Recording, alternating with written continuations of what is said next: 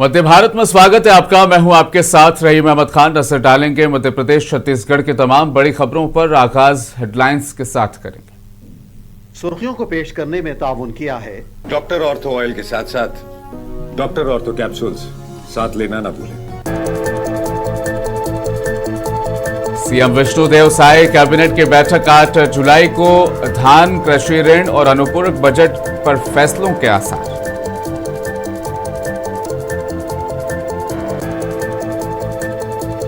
खेती होगी कम खर्चीली, किसानों के बढ़ जाएगी आय। सीएम मोहन यादव का यह मिशन। प्राकृतिक खेती को बढ़ावा देने के आदेश।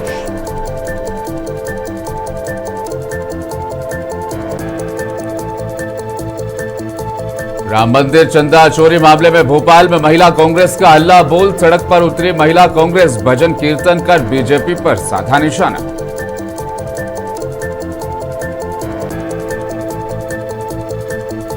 वीरेंद्र शास्त्री के जन्मदिन से पहले बागेश्वर धाम पहुंचे अनंत अंबानी। हाथ में गदा थामे बाबा बागेश्वर धाम में की पूजा अर्चना।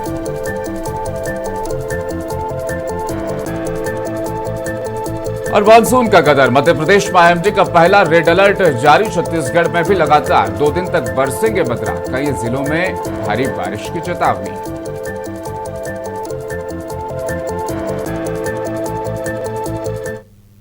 मुख्यमंत्री विष्णुदेव साय की अध्यक्षता में राज्य मंत्री परिषद यानी कैबिनेट की अहम बैठक 8 जुलाई बुधवार को सुबह 11:30 बजे नवा रायपुर अटल नगर स्थित महामंत्रालय यानी महानदी भवन में होगी।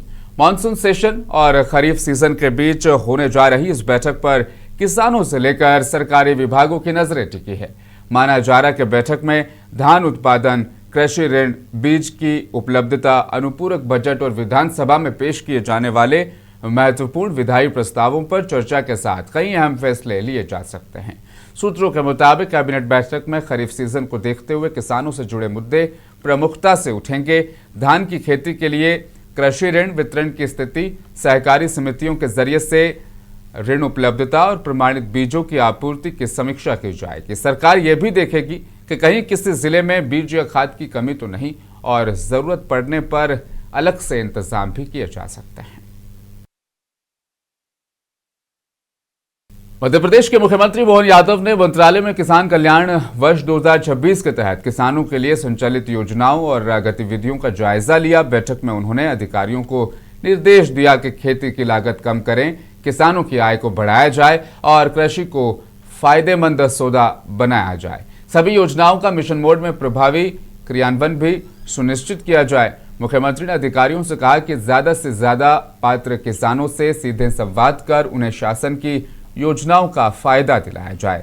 साथ ही कम पानी वाली फसलें, प्राकृतिक खेती और जैविक खेती को बढ़ावा देने के लिए खास तौर पर प्रयास किए जाएं ताकि किसानों की आय में इजाफा हो, कृषि को टिकाऊ और लाभकारी भी बनाया जा सके।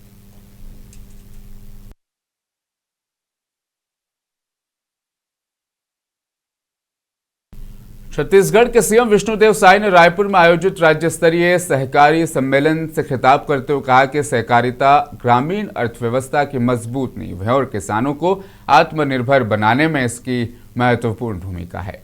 उन्होंने कहा कि राज्य सरकार सहकारी संस्थाओं को ज्यादा से ज्यादा मजबूत और पारदर्शी बनाने के लिए लगातार काम कर रही है ताकि किसानों को कृषि ऋण, उर्वरक, बीज और बाकी सुविधाएं समय पर मुहैया कराई जा सके।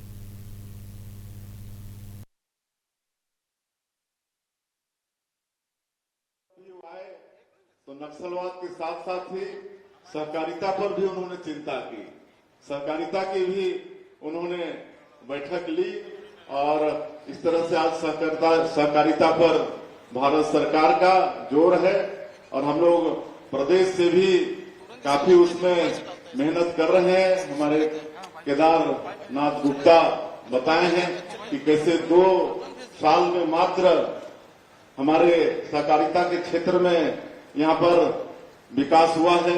आज नए पैक्स हम लोग 515 यहाँ पर खोले हैं 2 साल के अंदर में। 2058 पहले से थे, अब इतना बढ़ जाने से और हमारे लोगों को जो सहकारिता क्षेत्र से जुड़े हैं उनको फायदा होगा। और जैसे माइक्रो एटीएम की बात कर रहे थे, पहले उसमें 10,000 ही वन टाइम में निकाल पाते, उसको आज बढ़ा के 20,000 किए हैं। और बैंक से एटीएम जो 20,000 का एक सीमा था उसको बढ़ा के 40,000 किए हैं। तो इससे निश्चित रूप से हमारे लोगों को फायदा होगा। इस तरह से लगातार हम लोग सहकारिता के क्षेत्र में प्रगति कर रहे हैं, हर क्षेत्र में विकास हो रहा है। आज एनडीडीबी से भी हमारा समझौता है। छत्तीसगढ़ में हम लोग पशुपालन को बढ़ाना चाहते हैं और इसके लिए हम लोग गरीब लोगों को हर परिवार में 2 गाय या 1 गाय भैंस ये देने की बात कर रहे हैं, देना शुरू भी किए हैं। और जब से एनडीडीबी से समझौता हुआ है, दूध के उत्पादन में काफी बढ़ोतरी हुई है हमारे इस प्रदेश में।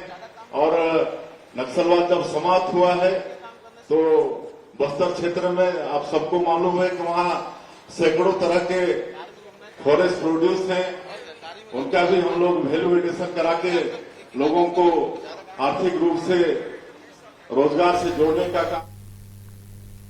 छत्तीसगढ़ के मुख्यमंत्री विष्णुदेव साय ने राजधानी रायपुर के कृषि मंडपम ऑडिटोरियम में आयोजित 2 दिवसीय प्रदेश स्तरीय सहकारी सम्मेलन में हिस्सा लिया। इस सम्मेलन में प्रदेश भर की सहकारी समितियों के प्रतिनिधि, किसान, कृषि विशेषज्ञ और अधिकारी शामिल हुए। मुख्यमंत्री ने मीडिया से बातचीत में कहा कि सहकारिता के जरिए से किसानों को आर्थिक रूप से मजबूत बनाना छत्तीसगढ़ सरकार की प्राथमिकता है और सरकार इस दिशा में लगातार काम कर रही है। अभी सहकारी सप्ताह चल रहा है 29 जून से लेकर 6 जुलाई तक, और उसी तारतम्य में आज यहाँ पर कृषि मंडपम में ये 2 दिन का ये प्रदेश स्तर का सम्मेलन आयोजित है, जिसमें प्रदेश भर से सहकारिता से जुड़े हुए विभिन्न समिति के लोग यहाँ पर पधारे हुए हैं और बड़ा गरिमामय वातावरण में आज इसका शुभारंभ हुआ है। ये कल तक चलने वाला है और इसमें हमारे विभिन्न तरह के जो समिति हैं, दूध उत्पादक हैं, मत्स्य उत्पादक हैं, उनके जो विशेषज्ञ हैं वो भी आए हुए हैं। उनका अलग से सत्र चलेगा और उनका व्याख्यान सुनने को मिलेगा। तो निश्चित रूप से और भी विभिन्न क्षेत्रों में जो काम कर रहे हैं, दूध उत्पादन के क्षेत्र में, मत्स्य पालन के क्षेत्र में, वनोपज के वैल्यू एडिशन के क्षेत्र में सबको और जानकारी मिलेगी और उसमें और वो लोग ज़्यादा लाभ ले पाएंगे।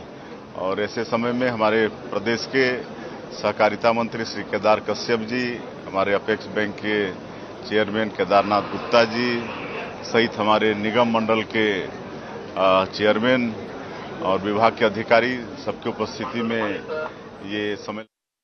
छत्तीसगढ़ के सीएम विष्णुदेव साय बीते दिन सकती जिले के दौरे पर रहे। इस दौरान उन्होंने जिला मुख्यालय में बनने वाले नए भाजपा जिला कार्यालय का भूमि पूजन किया। भूमि पूजन के बाद मुख्यमंत्री कलेक्ट्रेट दफ्तर पहुंचे, जहां उन्होंने जिले के उन मेधावी स्टूडेंट्स को सम्मानित किया जिन्होंने कक्षा 10 और 12 की बोर्ड परीक्षाओं में प्रदेश की टॉप 10 लिस्ट में अपना मुकाम हासिल कर जिले का नाम बढ़ाया।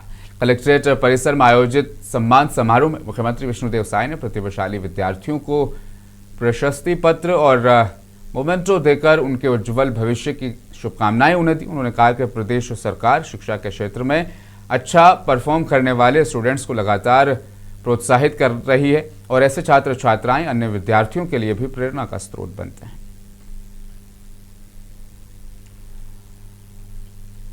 और मध्य प्रदेश से ये इस वक्त की बड़ी खबर, जहां राम मंदिर चंदा फंड के दुरुपयोग के विरोध में महिला कांग्रेस ने भोपाल में प्रदर्शन किया। प्रदर्शन के दौरान कार्यकर्ताओं ने मामले की निष्पक्ष और उच्च स्तरीय जांच की मांग करते हुए सरकार के खिलाफ जमकर नारेबाजी की। महिला कांग्रेस नेताओं ने इल्जाम लगाया कि राम मंदिर में भक्तों के द्वारा दिए गए चंदे का गलत इस्तेमाल किया गया, चंदा चोरी की गई, करोड़ों लोगों की धार्मिक भावनाओं को इससे ठेस पहुंची। उन्होंने मांग की कि पूरे मामले की निष्पक्ष जांच कर दोषियों के खिलाफ सख्त कार्रवाई की जाए। कांग्रेस लगातार इस मामले में बीजेपी को घेर रही है।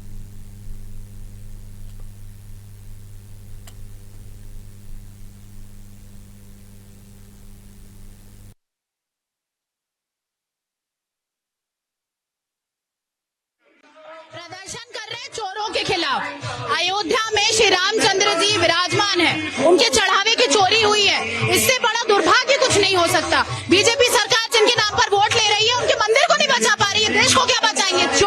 और चौकीदारी चोर है, ये सब बातें हैं, सब इनके लोग मिले हुए हैं, सब इनकी सरकार है। और मैं आज आपको लिख के दे रही हूँ, कुछ नहीं होगा। और इसी के विरोध में आज महिला कांग्रेस यहाँ सड़कों पर उतरी हुई है। हमारे साथ हमारी प्रदेश अध्यक्ष रीना दीदी है, प्रदेश अध्यक्ष जीतू पटवारी जी, और हम सब यहाँ पर बैठ के उपवास कर। आरएसएस के लोग जो भगवान के नाम पे राजनीति करते, राम के नाम पे राजनीति करते, पिछले 15 दिन से एक शब्द नहीं बोले।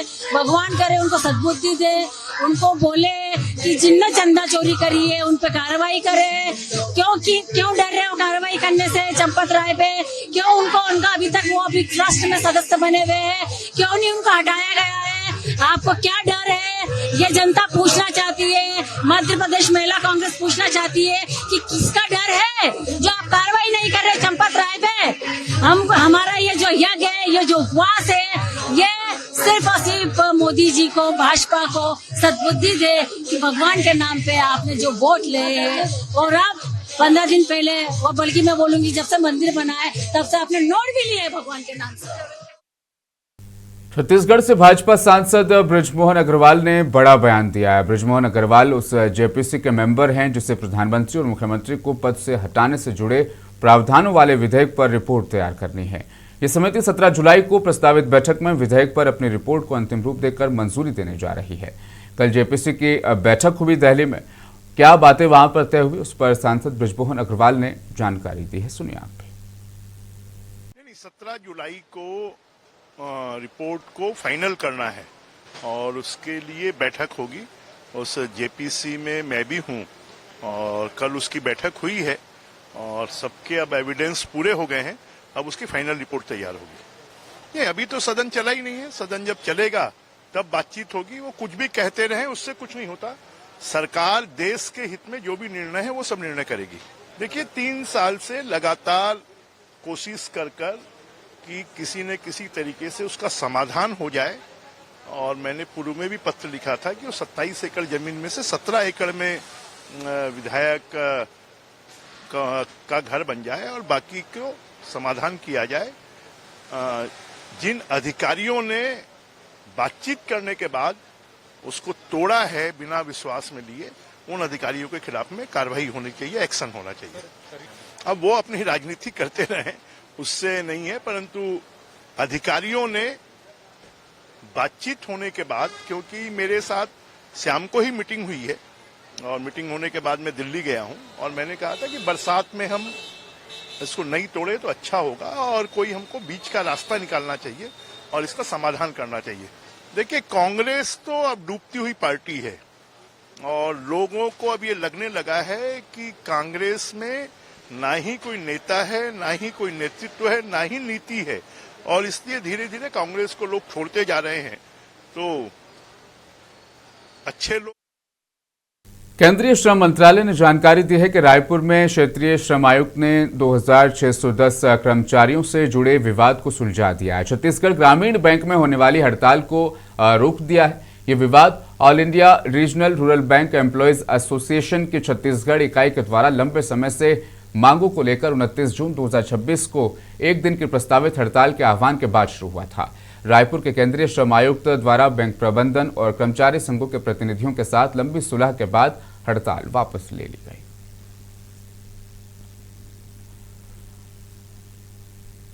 देश के जाने माने उद्योगपति मुकेश अंबानी के बेटे और रिलायंस इंडस्ट्रीज के एग्जीक्यूटिव डायरेक्टर अनंत अंबानी ने बागेश्वर धाम की यात्रा की। यहां पहुंचने के बाद पूजा अर्चना करते हुए नजर आए। इस दौरान धीरेन्द्र शास्त्री के साथ भी वे पूजा में शामिल हुए। इसका एक वीडियो भी अनंत को धीरेन्द्र शास्त्री के साथ हाथ में गदा थामे हुए एक वीडियो में देखा गया है।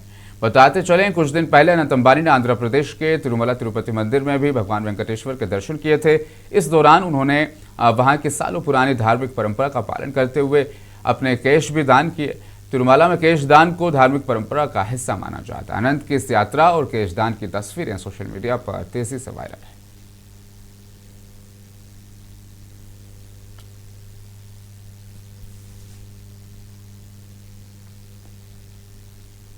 मेघालय में 2025 में हनीमून के दौरान अपने पति राजा रघुवंशी की हत्या करने की आरोपी सोनम रघुवंशी को जमानत दिए जाने के खिलाफ राज्य सरकार के बृहस्पतिवार को उच्चतम न्यायालय का रुख करने का मृतक के परिवार ने स्वागत किया। राजा रघुवंशी के परिवार ने उम्मीद जताई कि जमानत पर लंबे समय तक बाहर रहने के दौरान सोनम सबूतों को और गवाहों को प्रभावित कर सकती है या फरार भी हो सकती है। राजा रघुवंशी के बड़े भाई विपिन रघुवंशी ने इंदौर में कहा, हम सोनम की जमानत के खिलाफ हाईकोर्ट का दरवाजा खटखटाने के लिए मेघालय सरकार को धन्यवाद देते हैं। उन्होंने आशंका जताई कि लंबे वक्त तक जमानत पर बाहर रहने के दौरान सोनम सबूतों को खत्म कर सकती है।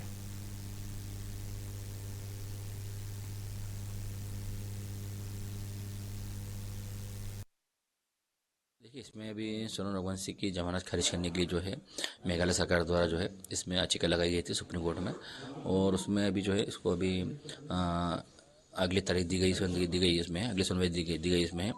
तो कहीं ना कहीं देखिए इसमें सोनम रघुवंशी जो है उसकी जमानत खारिज होगी इसके अंदर, और हमें भारत सरकार पर भरोसा है और हमें सुप्रीम कोर्ट पर भरोसा है। सुप्रीम कोर्ट हमें न्याय दिलाएगा इस अंदर, और मेरा भाई राजा रघुवंशी को जो है न्याय दिला के मानेगा। नहीं, देखिए इसमें याचिका खारिज करी है या नहीं करी है, मगर हमें पूरी उम्मीद पूरी है तो सुप्रीम कोर्ट जो इस जमानत को खारिज करेगा। मैं देखिए इसमें अभी जहाँ तक मुझे सुनने में आया है, मुझे ये बताया गया इसमें, तब इसमें भी जो अगली तारीख जो मिली है उस तारीख पे जो है अपने जांच बैठेगी इसके अंदर, जो जिस प्रकार से जमानत मिली जिस अंदर इस प्रकार से।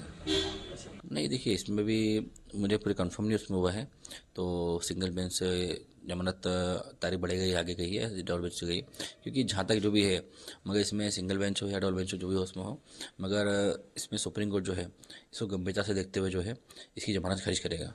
इसमें सोनम रघुवंशी जो है जमानत पे कभी लंबे समय तक बाहर रहती कभी है, तो ये सबूतों को नष्ट कर सकती है, क्योंकि मेघालय सरकार द्वारा इसमें जो अपने सोनम रघुवंशी के खिलाफ जो सबूत बनाए गए थे मेघालय के, तो कहीं ना कहीं इसमें देखिए उन लोगों को भी हानि पहुंचा सकती है और सबूतों को नष्ट कर सकती है, और हो सकता है तो आने समय में ये यहाँ से भाग भी सकती हो। इसमें भी मेघालय पुलिस जो है इसमें मेघालय पुलिस द्वारा इसमें जो भी काम किया जा रहा है इसमें, तो कहीं ना कहीं देखिए वो भी चाहती है तो सोनम रघुवंशी जो है वैसी लड़की कभी आगे लंबे समय तक जमानत से बाहर ना रहे, इसी कारण जो है वो लोग मेहनत करते हुए जो है उन लोगों ने सुप्रीम कोर्ट। इंदौर दाहोद नई रेल लाइन परियोजना के तहत टीही में बन रहे करीब 3 किलोमीटर लंबी सुरंग में रेल लाइन बिछाने का काम अंतिम फेज में पहुंच गया। पश्चिम रेलवे के महाप्रबंधक रामाश्रय पांडे ने निर्माण कार्य का जायजा लेते हुए बताया कि सुरंग में रेल लाइन बिछाने का काम सितंबर 2026 के आखिर तक मुकम्मल होने की उम्मीद। इसके बाद इंदौर और धार के बीच रेल संपर्क का रास्ता और ज्यादा मजबूत हो जाएगा। महाप्रबंधक ने यह भी बताया कि इंदौर रेलवे स्टेशन के पुनर्विकास का काम 2030 तक पूरा करने का लक्ष्य है।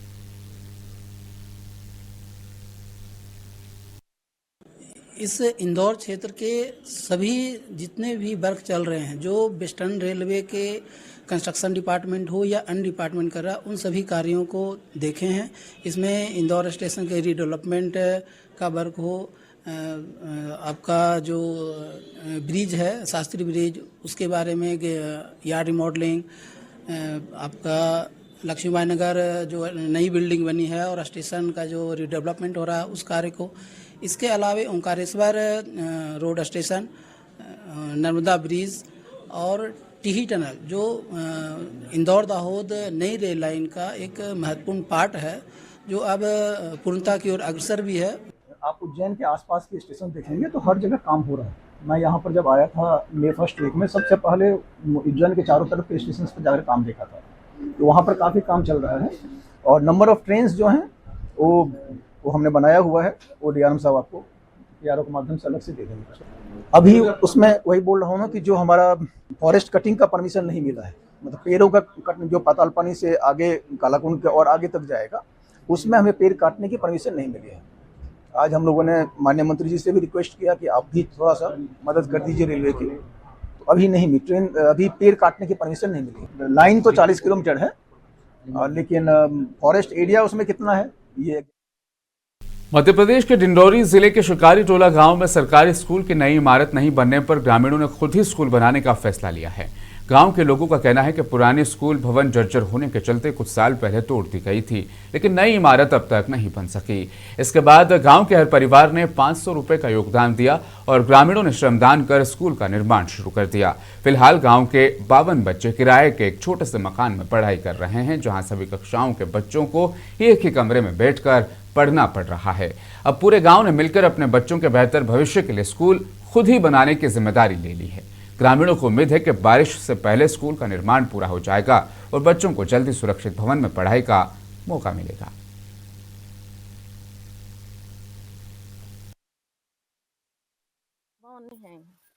रहा जर गए तो गिरा दें तब आवत नहीं स्कूल तो पूरे सदस्य गांव के मिल के चंदा करके बना रहे हैं, पूरे श्रमदान में कर रहे हैं काम।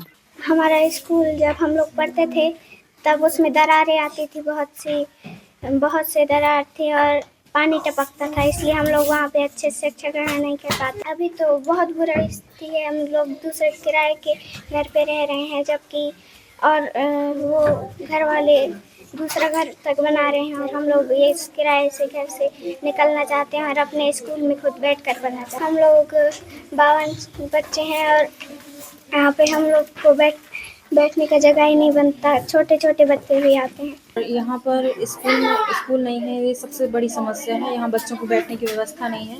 एक ही साथ यहाँ पे पूरे 5 क्लास के बच्चे पढ़ते हैं और स्ट्रेंथ अभी 52 है, तो यहाँ पे पढ़ाने में बहुत दिक्कत जाती है। शिकायत किया हमने, जिला कलेक्टर के पास गए, ब्लॉक में गए, बीओ के पास, सीओ के पास, लेकिन कोई आज तक की कोई सुनवाई नहीं हुई। तो खुद से हम पैसा मध्य प्रदेश में इस बार 9 दिन की देरी से आया मानसून अब पूरे शबाब पर आ गया। बीते 2 से 3 दिनों में मानसून ने प्रदेश के करीब 99% हिस्से को कवर कर लिया। इस बीच मौसम विज्ञान केंद्र भोपाल ने शुक्रवार के लिए सीजन का पहला रेड अलर्ट जारी कर दिया। एक्सपर्ट्स के मुताबिक हरदा और खंडवा जिलों में ज्यादा भारी बारिश की संभावना है, जिसके चलते प्रशासन को अलर्ट मोड पर रहने को कहा गया है। इसके साथ ही प्रदेश के अन्य 44 जिलों में भी झमाझम बारिश का दौर जारी रहने के आसार हैं। मध्य प्रदेश में मानसून ने इस साल 24 जून को एंट्री ली थी। शुरुआत सुस्ती के बाद बीते दिन मानसून ने उज्जैन, ग्वालियर और चंबल संभाग के बचे हुए जिलों में प्रवेश किया। मौसम विभाग के मुताबिक अब नीमच जिले के कुछ ऊपरी हिस्सों को छोड़कर पूरा मध्य प्रदेश मानसूनी बादलों की चपेट में। हालांकि शुरुआती आंकड़ों को देखें तो अब तक प्रदेश के 38 जिलों में सामान्य से कम बारिश दर्ज की गई है।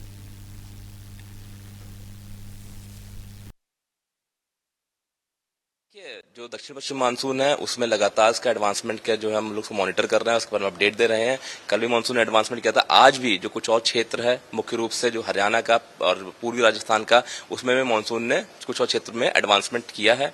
अनुमान यही है कि अगले 4 से 5 दिनों के दौरान जो बचा हुआ क्षेत्र है मुख्य रूप से हरियाणा और पंजाब का, उसमें कवर कर सकता है, आगे बढ़ सकता है, साथ साथ राजस्थान में भी थोड़ा और आगे बढ़ सकता है।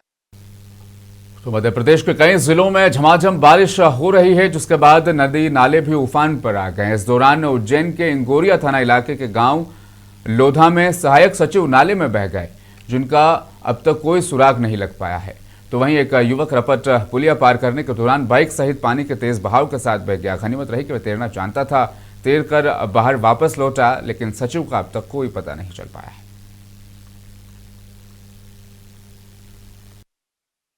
हाँ, ये थाना इंगोरिया में गांव है, गांवड़ी लोधा। तो वहाँ ग्राम पंचायत के जो सहायक सचिव थे वे बाइक से जा रहे थे और बाइक फिसलने से, तेज़ बारिश हो रही थी और बाइक फिसलने से वे खंती में गिर गए और जो बरसाती नाला है उसमें उनकी बाइक और वे समेत दोनों गिर पड़ गए थे। जैसे ही हमें सूचना मिली इसकी, तो बड़े नगर से हमारे जो 2 रेस्क्यू टीम के जो मेंबर थे वे और हिंगोरिया थाने के, यूं करके हमारी जो डिजास्टर रिस्पांस टीम थी होमगार्ड के। और अब तस्वीरें देखें मध्य प्रदेश के डिंडोरी जिले के नर्मदा नदी की, जहां पर जलस्तर तेजी से बढ़ गया। नदी के किनारे बसे इलाकों में प्रशासन ने अलर्ट रहते हुए लोगों को सतर्कता बरतने की अपील की। तो वहीं कई छोटे नदी नाले भी उफान पर है। मौसम विभाग ने जिले में अगले कुछ दिनों तक भारी बारिश की संभावनाएं जताई है, जिसके मद्देनजर प्रशासन भी हालात पर लगातार नजर बनाए हुए और लोगों से नदी नालों के आसपास न जाने की सलाह दी गई है। तो वहीं अब छत्तीसगढ़ में मौसम का क्या हाल है, वो जानकारी आपको देते चलें। छत्तीसगढ़ के कुछ इलाकों में बारिश से बहुत ज्यादा भारी बारिश होने की संभावना है और बीते 2 दिन से बारिश का सिलसिला भी बदस्तूर जारी है। उत्तर पश्चिम बंगाल की खाड़ी के ऊपर बने कम दबाव वाले असर से अगले 5 दिनों तक पूरे छत्तीसगढ़ में बारिश का सिलसिला जारी रह सकता है। मौसम विभाग ने 3 जुलाई के लिए नारायणपुर, बीजापुर और दंतेवाड़ा जिलों में बहुत ज्यादा बारिश का अनुमान लगाते हुए ऑरेंज अलर्ट जारी किया, जबकि अन्य जिलों के लिए येलो अलर्ट जारी कर दिया गया। भारी बारिश की संभावना जताई गई है। पिछले 24 घंटों में बस्तर डिवीजन में 1 से 2 जगहों पर भारी से बहुत ज्यादा बारिश दर्ज की गई है।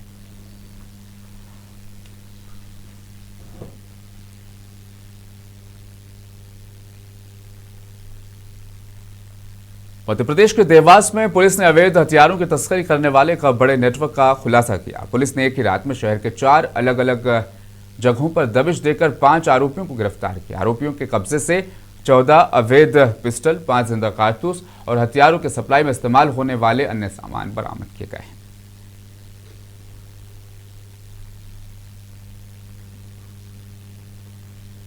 वंदे भारत में आज के लिए फिलहाल इतना ही। दीजिए इजाजत, आप बने रहें मुंसिफ टीवी के साथ।